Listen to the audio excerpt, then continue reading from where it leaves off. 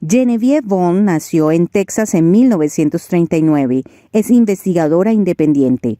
Después de terminar la universidad en Pensilvania en 1963, se casó con un filósofo y semiótico italiano y se mudó a este país donde tuvieron 3 hijas.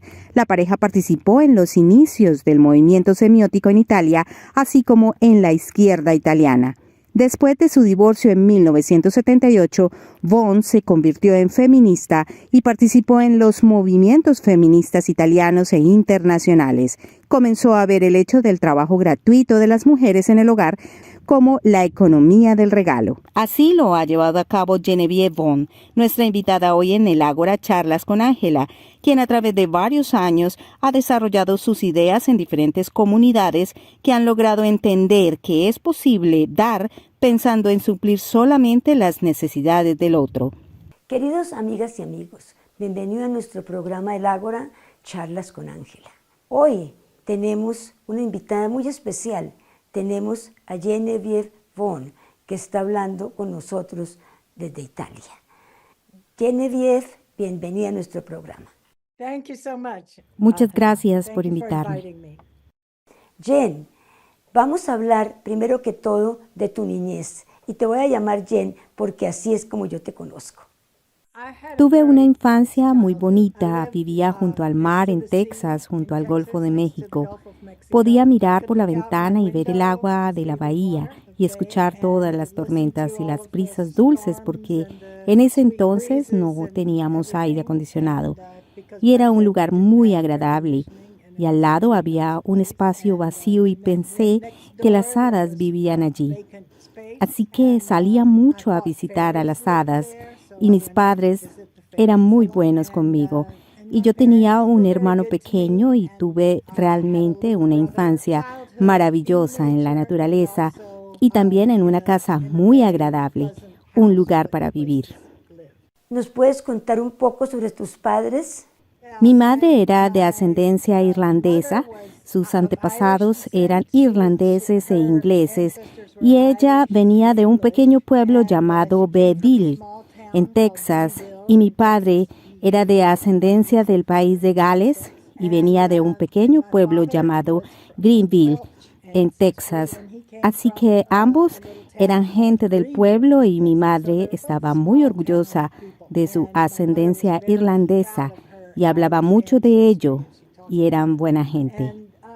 Mi padre era abogado, mi madre estaba involucrada en algunos proyectos de caridad y ella había sido una mujer muy hermosa, o era en ese momento una mujer muy bella, y la gente decía que me parecía a ella, pero nunca fui tan bonita como ella, y tuve una infancia muy agradable.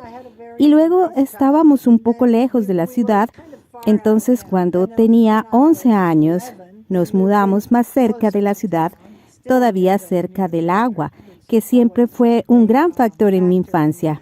Y ahí llegué a tener más amigos, niños pequeños, que eran mis amigos. E hicimos un montón de buenos proyectos juntos. Organizamos un espectáculo con perros y caballos y una especie de baile típico, ese tipo de cosas. Mis padres ayudaron y los padres de todos los demás niños ayudaron, así que fue un proyecto maravilloso y una experiencia de aprendizaje muy buena para una chica joven. Luego mis padres decidieron que debía irme a un internado, así que lo hice y fue más duro. Estuve en un internado de chicas y después fui a un colegio de chicas. Así que viví 8 años con mujeres de mi edad. Y fue una experiencia realmente buena y una preparación para el feminismo. Y después me casé y tuve 3 hijas. Así que he sido feminista por mi experiencia vital, por mis convicciones y por mis padres, que como he dicho eran buenas personas. Teníamos una gran familia. Había muchos tíos y tías que tenían muchos problemas que mi madre intentaba resolver y también teníamos algunas personas en la familia. Por ejemplo, yo tenía un tío que era el director de una universidad. No era un pariente de sangre, era el marido de la hermana de mi madre. pero también tuvo una gran influencia en mí porque era lo que me hacía sentir que podía tener algún tipo de carrera académica o que era algo normal hacer eso, y así fue mi infancia. Creo que fue una infancia muy positiva. Mi abuela era muy religiosa, la madre de mi madre, y después de la muerte de mi abuelo cuando yo tenía 12 años, creo que decidió irse a Europa. Decidió ir a Europa con un grupo de monjas y sacerdotes y me invitó a ir con ella cuando yo tenía solo 12 años de edad, y que era una gran experiencia para abrir los ojos también, para poder viajar a Italia y Francia. Y fuimos a Holanda porque mi tío había muerto en la guerra, y fuimos a su cementerio en Bélgica, y así pasamos tal vez 6 semanas en Europa. Y fue una cosa asombrosa lo que me pasó a mí como una niña que solo tenía 12 años, y mis otros amigos en la escuela no habían hecho nada de eso, por lo que ya me dio una especie de enfoque internacional que siempre he estado agradecida. Y al final me casé con un italiano y vine a vivir a Italia durante muchos años, y así tal vez ese viaje temprano a Italia me ayudó a venir y sentirme normal, casarme con un italiano y vivir en Italia. ¿En qué momento de tu vida o en qué momento de tu juventud tú decidiste que había una influencia importante para que tú te dedicaras a la economía maternal del dar? Mis padres discutían y yo me preguntaba por qué. Y más tarde también me di cuenta de algunas personas que eran realmente pobres y nosotros teníamos mucho, más de lo que tenía la mayoría de la gente. Así que empecé a preguntarme qué estaba mal en el mundo y pensé mucho en ello.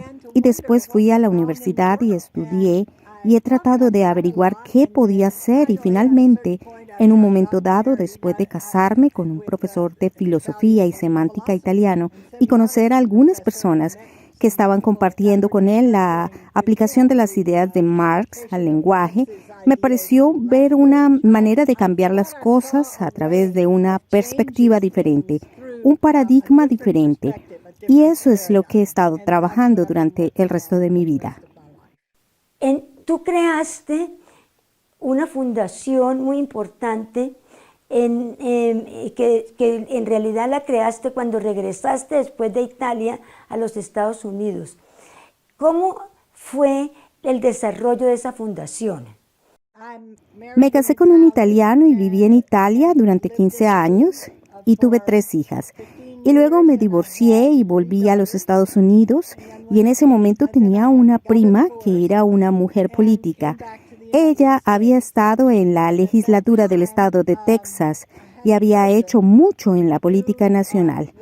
Así que ella era una persona progresista, y ella y yo nos reunimos para tratar de utilizar el dinero que había heredado de mi abuelo y la abuela y mis padres, y utilizarlo para el cambio social. Y ella me ayudó a encontrar grupos para financiar. Y lo hice, y luego, después de eso, decidí que quería realmente tratar de promover la economía del dar en sí, porque yo había llegado con esa idea. Empecé a escribir acerca del dar como la forma normal, materna de ser humano, y así decidí tratar de promover esta idea a través de proyectos que se basaran en el dar en lugar del intercambio. Y así lo hice.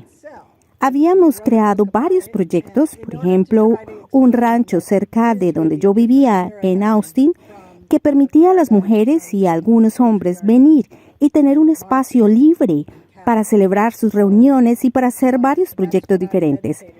Por ejemplo, con la guerra nuclear y muchas otras cosas. Y así lo hice durante unos 20 años. Y luego, después de que yo había gastado la mayor parte de mi dinero y empecé a trabajar principalmente en las ideas sobre la economía del dar, y escribí un libro sobre ello. Y con el fin de tratar de explicar que es realmente un paradigma diferente del paradigma que viene del patriarcado y el mercado y el capitalismo, eso es lo que he dedicado mi vida a hacer, y lo llamo la economía del dar maternal, porque es una economía libre, que con eso creo que todos nuestros valores Básicamente nuestros buenos valores provienen de eso. Y luego el mercado y el intercambio y el patriarcado contradicen esos valores y nos alejan de nuestra forma original de ser. Yo lo llamo Homo donans, el ser dador, en lugar de Homo sapiens. En lugar de basar nuestras vidas en la satisfacción de las necesidades, las hemos basado en tratar de conseguir lo suficiente para sobrevivir o para hacer grandes cantidades de dinero, cada uno más que el otro. Y eso ha creado una terrible montaña de malos valores que nos llevan a la guerra y a la dominación de unos sobre otros. Jen, te vamos a mostrar algunos videos.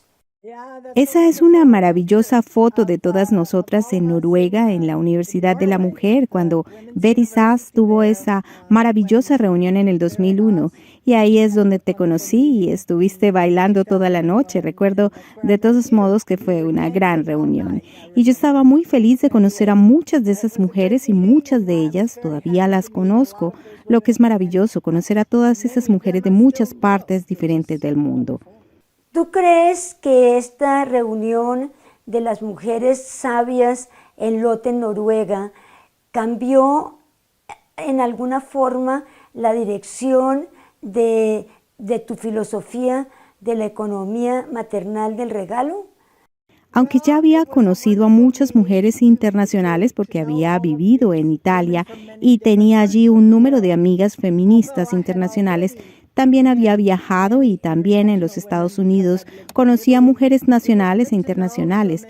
Fue bueno conocer a tantas mujeres profundamente feministas que pertenecían a ONGs de la misma línea de feminismo que había aprendido en Italia, pero mis ideas de la economía del dar seguían siendo las mismas que había estado desarrollando durante 20 años por lo menos y tratando de practicarlas.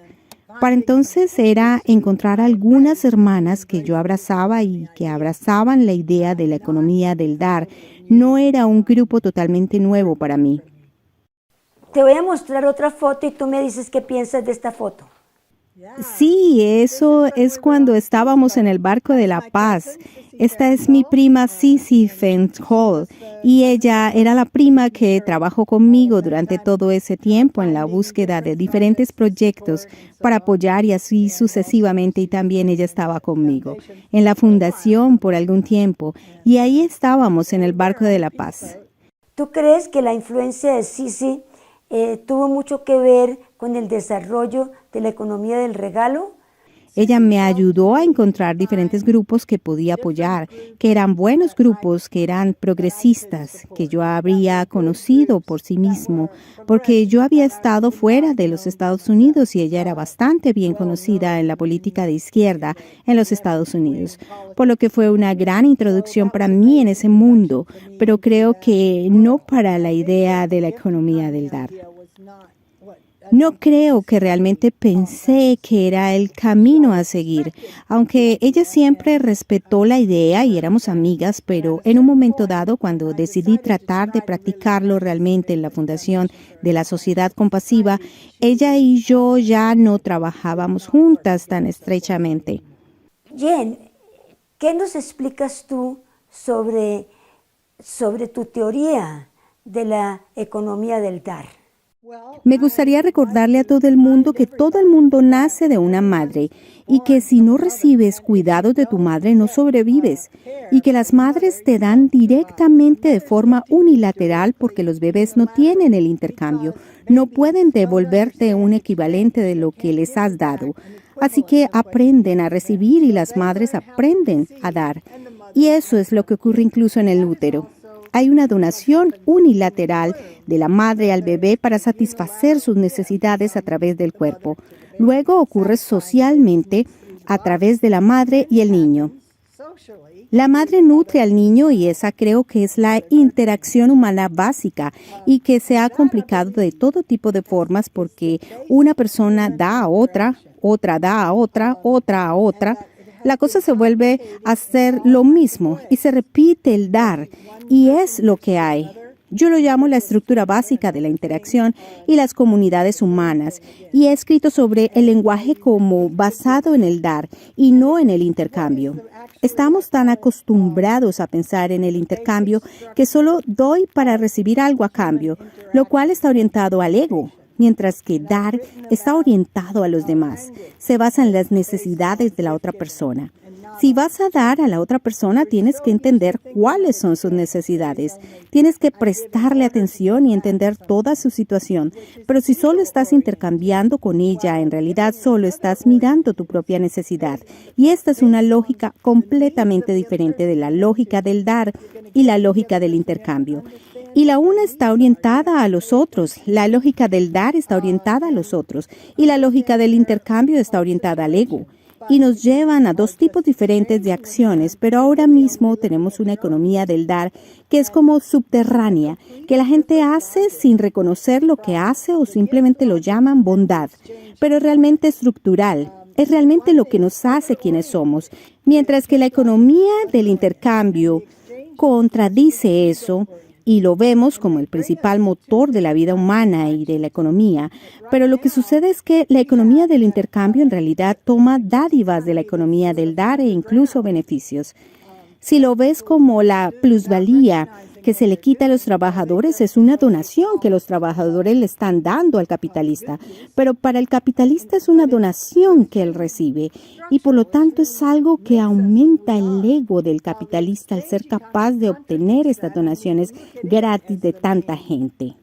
Cuando hablo de la economía del dar maternal, estoy hablando de algo que es tanto para mujeres como para hombres, porque todos los niños y las niñas tienen que estar en el extremo receptor de la economía del dar y tienen que tener ese modelo como el comienzo de sus vidas, y así lo que ha sucedido creo que es por malentendidos. Hemos pensado que los niños no deben dar como las niñas y que en cambio todo el mundo da. Y si lo hiciéramos, no tendríamos los terribles problemas que tenemos. Las guerras se basan básicamente en el intercambio. Yo te hago esto, tú me haces lo otro y yo te vuelvo a hacer esto. Y lo que necesitamos es comprender las necesidades de los demás y satisfacerlas, incluso a nivel internacional, en lugar de castigar terriblemente a quienes nos han ofendido. Necesitamos entender las necesidades que hay detrás de las ofensas y satisfacer esas necesidades si es posible. Así que creo que hay toda una filosofía que está por debajo de la filosofía occidental y creo que todavía estamos heredando la mentalidad y las formas de pensar que se han mantenido durante cientos de años en el patriarcado y en el dinero y el mercado, y tenemos que hacer algo muy diferente. Podemos tener un ejemplo en las economías de los pueblos indígenas que no tenían mercados y que tenían otras formas de organizar la sociedad que se basaban en la donación. Los indígenas no quieren renunciar a sus verdaderas formas de economía y comunidad porque el dar crea comunidad. Y por supuesto que no lo quieren porque es una forma mucho mejor de vivir y crea una sociedad feliz en lugar de nuestra sociedad que tenemos ahora, que está tan basada en el dinero y en hacer más y enormes cantidades de dinero que se regalan a los capitalistas y las otras personas. Luego se vuelven más y más pobres y ahora también estamos en medio de estas guerras que se basan en el intercambio y de tomar en lugar de dar. Así que eso es lo que estoy tratando de predicar con la economía del dar. Jen, ¿y cuál es para tu futuro y para el futuro del mundo tu sueño?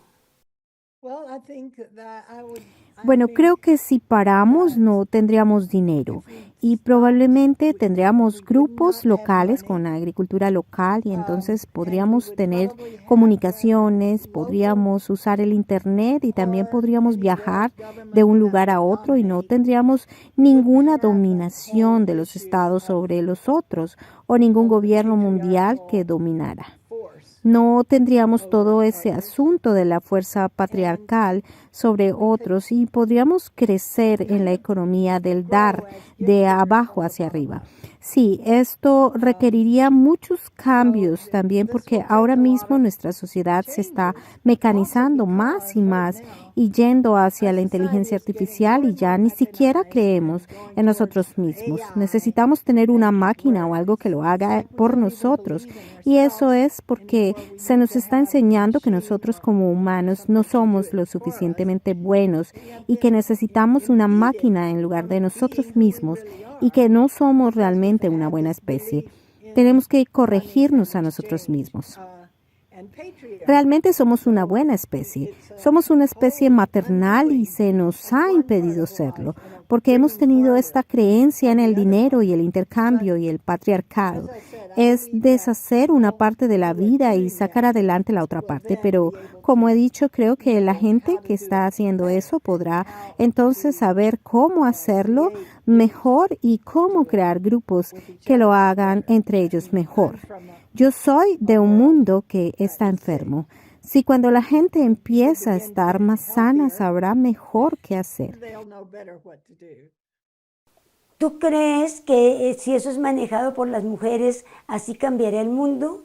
No creo que las mujeres deban estar a cargo en una forma patriarcal, así que estas son las contradicciones lógicas, pero las mujeres deben estar a cargo del dar y ser el modelo porque tenemos esa experiencia de ser madres en la que aprendemos de nuestros hijos cómo ser madres y ellos aprenden cómo ser madres de nosotras y necesitamos tomar esa experiencia universal y usarla como la base de las cosas. Por ahora, hasta que todos obtengan esa manera de hacer las cosas y la lleven adelante, los hombres también, y luego en un momento dado, cuando haya igualdad real, según el paradigma del dar, entonces no importará si son hombres o mujeres los que lo hacen. Aunque las mujeres que tienen la experiencia real de dar a luz y criar a sus hijos, creo que tienen una capacidad o digamos una habilidad especial porque han sido entrenadas por el trabajo que han hecho, pero los hombres también pueden hacerlo. Así que los hombres también pueden ser entrenados de la misma manera. Muchísimas gracias, Jen. Gracias por habernos acompañado en este programa. Y continuamos la próxima semana para poder redondear este tema tan interesante que va a cambiar al mundo.